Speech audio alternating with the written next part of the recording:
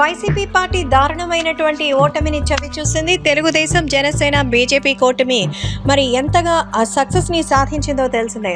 అయితే తమ పార్టీయే గెలుస్తుందని, తమ పార్టీ తప్ప వైసీపీతో పెట్టుకుంటే టీడీపీ, జనసేన నామరూపాలు లేకుండా పోతాయని పిఠాపురంలో పవన్ కళ్యాణ్ని, కుప్పంలో చంద్రబాబుని కూడా ఓడించేస్తామని, అటు హిందూపురంలో బాలయ్యని, అలాగే ఇంకా మంగళగిరిలో నారా లోకేష్కి దిక్కులేనటువంటి మెజారిటీ వస్తుందని అందరూ కూడా భావించారు వైసీపీ నేతలు.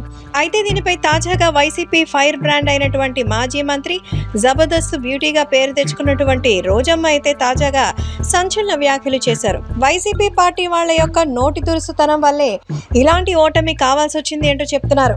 మరి ముఖ్యంగా తనకి తానే ప్రశ్నించుకోవాల్సినటువంటి సమాధానాన్ని అందరికీ కలిపి చెప్పుకుంటున్నారు. ఎందుకంటే ఇలాంటి ఫైర్ బ్రాండ్లు వైసీపీలో చాలా మందే ఉన్నారు. వాళ్ళందరికీ గౌరవజనం కొంచెంత ఎక్కువే.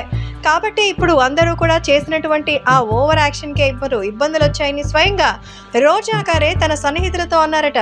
సో ముఖ్యంగా అంబటి రాంబాబు, అమర్నాథ్, అనిల్ కుమార్ యాదవ్, రోజా లాంటి వాళ్ళు మీడియా ముందు పవన్ కళ్యాణ్ని, అలాగే చంద్రబాబు నాయుడికి సంబంధించిన కుటుంబాన్ని సైతం వ్యక్తిగతంగా టార్గెట్ చేయడం వల్లే జనాలకి ఎక్కువగా ఇబ్బంది కలిగిందని, ముఖ్యంగా ప్రజలు వాళ్ళకి ఏం చేస్తామనే దానికంటే వీళ్ళని విమర్శించడం పైన ఎక్కువ కాన్సన్ట్రేట్ చేసింది వైసీపీ అనేది ఇప్పుడు తప్పుగా తెలుస్తోందంటూ ఆమె విచారం వ్యక్తం చేస్తోందట. అన్నీ అయిపోయిన తర్వాత ఇప్పుడు బాధపడితే లాభమే ఉంది. ఎన్నోసార్లు ఎన్నో రకాలుగా ఎంతోమంది చెప్పినా వాళ్ళు తమ పద్ధతి మార్చుకోలేదు. దీంతో వైసీపీలో 10 మంది మాత్రమే గెలవడం అత్యంత హేయమైనటువంటి ఒక ఎలక్షన్గా వైసీపీ పార్టీ ఈసారైనా బుద్ధి తెచ్చుకోవాలని మరి కొంతమంది రోజా గారి లాంటి ముఖ్యంగా వైసీపీ నోటి దొరుకున్నటువంటి నేతలకి సలహాలు ఇస్తున్నారు.